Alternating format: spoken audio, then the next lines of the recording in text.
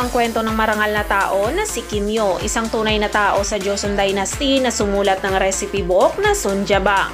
Ang kanyang ikatlong taon ng pagkuha ng pambansang pagsusulit sa serbisyo sibil, nakilala ni Kim Hyo si Gye-am, na isang kilalang pinakamahusay na kusinero sa Joseon, at nagsimulang maghanap ng paraan ng pamumuhay na gusto niyang mamuhay habang siya ay nahuhulog sa mundo ng pagkain.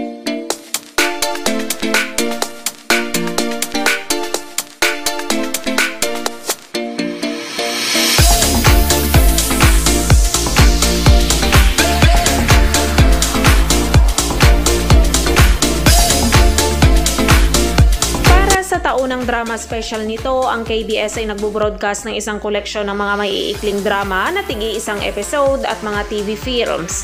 Magtatampok ang 2023 KBS Drama Special ng kabuoang 10 proyekto kabilang ang 8 maiikling drama at 2 TV films.